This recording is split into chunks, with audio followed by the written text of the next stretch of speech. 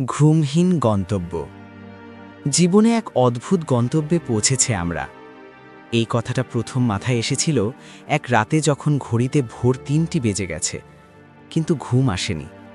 জানালার বাইরে শহর তখনও জেগে আছে, লাইট জ্বলছে, গাড়ি চলছে, মানুষ ছুটছে, কিন্তু কোথায় যাচ্ছে, কেন যাচ্ছে, কেউ ঠিক জানে না। আমরাও একদিন বেরিয়েছিলাম শান্তি খুঁজতে। ভাবছিলাম, আরেকটু ভালো চাকরি পেলে শান্তি আসবে, আরেকটু টাকা জমলে মনটা স্থির হবে, আরেকটু পরিচিতি হলে নিজের উপর বিশ্বাস ফিরবে। শুরুতে সব ঠিকই ছিল, সকাল ছিল, স্বপ্ন ছিল, চোখে ঘুম ছিল। রাতে ক্লান্ত শরীরটা বালিশে পড়লেই ঘুমিয়ে পড়তাম, কোনো প্রশ্ন ছাড়াই। কিন্তু ধীরে ধীরে কিছু বদলাতে লাগলো।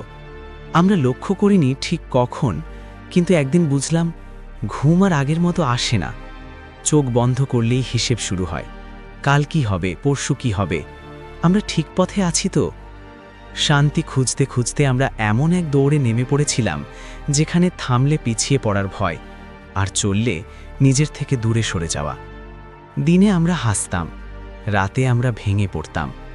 ফোনের স্ক্রিনে স্ক্রোল করতে করতে ভাবতাম, সবাই এত ঠিকঠাক কিভাবে আছে, শুধু আমরাই কেন এত ক্লান্ত?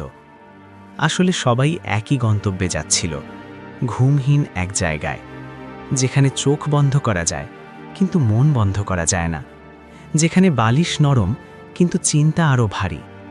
একদিন হঠাৎ মনে হলো, আমরা কি শান্তি খুঁজছিলাম, না প্রমাণ করতে চাইছিলাম যে আমরা ব্যর্থ নই? এই প্রশ্নটার উত্তর খুঁজতে গিয়ে বুঝলাম, শান্তি কোনো গন্তব্য না, শান্তি একটা থামার জায়গা। কিন্তু আমরা থামতে শিখিনি, আমরা শুধু ছুটতে শিখেছি। সেই রাতে জানালাটা বন্ধ করলাম, ফোনটা উল্টো করে রাখলাম, ঘড়ির দিকে তাকালাম না। নিজেকে শুধু এই কথাটা বললাম, আজ না হলেও চলবে।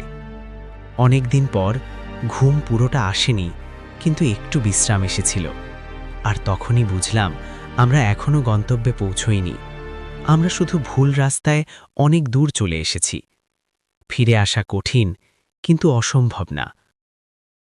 এই রকম গল্প শোনার জন্য চ্যানেলটাকে অবশ্যই সাবস্ক্রাইব করে লাইক, কমেন্ট করে যাবেন।